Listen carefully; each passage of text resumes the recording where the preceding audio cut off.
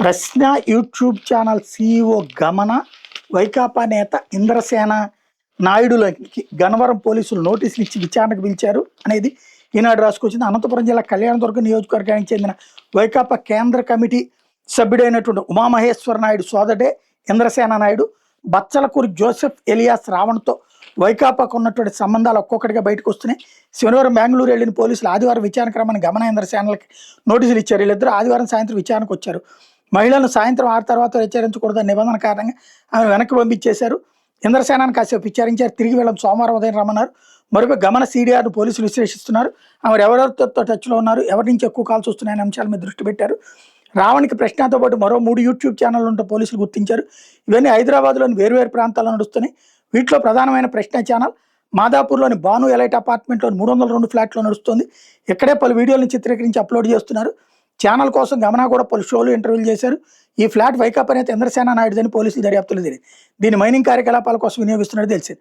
గత వారం ఈ ఫ్లాట్లో గన్నవరం పోలీసులు సోదాలు చేశారు. రావణ సతీమణి సమక్షంలో తనిఖీలు చేసి పలు డిజిటల్ పరికరాలను స్వాధీనం చేసుకుని విశ్లేషణ నిమిత్తం ఫోరెన్సిక్ ల్యాబ్ పంపించారు. ఇంద్రసేన నాయుడిని గన్నవరం పోలీసులు ఆదివారం రాత్రి విచారించారు. మీ కార్యాలయాన్ని రావణ్ గమనాలకు ఎందుకు ఇచ్చారు? దీని వెనక వైకాపా హస్తం ఉందా? ఛానల్ నిర్వహణలో గమన పాత్ర ఏంటి? స్క్రిప్ట్ ఎవరు సిద్ధం చేస్తారు? పార్టీలు ఎవరు ఆదేశాల మేరకు ఛానల్కి ఇచ్చారు? మీకు రావణ్ గమనాలకు సంబంధం ఏంటని ప్రశ్నించినట్టు తెలిసింది. చాలా ప్రశ్నలకు సమాధానాలు చెప్పలేదని, కొన్నింటికి డొంక తిరుగుడు జవాబులు చెప్పినట్టు సమాచారం. మరోపు రావణ స్నేహితుడిని గుంటూరు చెందిన వ్యక్తిని పెనమలూరు ఠాణాకు తీసుకొచ్చి అది స్టేట్మెంట్ రికార్డ్ చేసి ఇంటికి పంపించారు. యూఏపీఏ కేసులో ఇట్లా ఎప్పుడు బయటికి పంపించరు. యూఏపీఏ అంటే ఏంటి? ఉగ్రవాదం.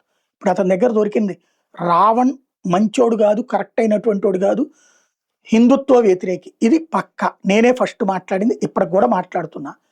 యూఏపీఏ యాక్ట్ అంటే అతనికి నక్సలైట్లతో తీవ్రవాదులతో సంబంధాలు. అది లేదని నేను మొన్ననే మా 2.0లో కూడా చెప్పా. అంత సీన్ ఉండదు. భావజాలం ఒక్కొక్కడికి ఒక్కొక్క పిచ్చ ఉంటుంది. ఇతను హిందుత్వ ద్వేషి కాబట్టి ఆ హిందుత్వ ద్వేషంతో ఉగ్రవాదులకు కూడా మానవ హక్కులు కల్పించేస్తాడు. ఇతను నక్సలైట్లకు కూడా మానవ హక్కులు కల్పించేస్తాడు. హిందుత్వ ద్వేషం అంటే కమ్యూనిజాన్ని సమర్థించాలి, కమ్యూనిస్టులు చేసే అదోపనలు కూడా సమర్థించాలి. ఆ కోణంలోంచి ఉన్నటువంటి దారి తప్పిన యువకుడు అన్నది నేను ఇంతకుముందే ప్రస్తావించాను. ఇంకోటి ఈ విషయంలో ఇప్పుడు తాజాగా బయటపడుతున్న ఈ ఇంద్రసేన నాయుడు ఈ అమ్మాయి ఇద్దరు కమ్మ సామాజిక వర్గమే.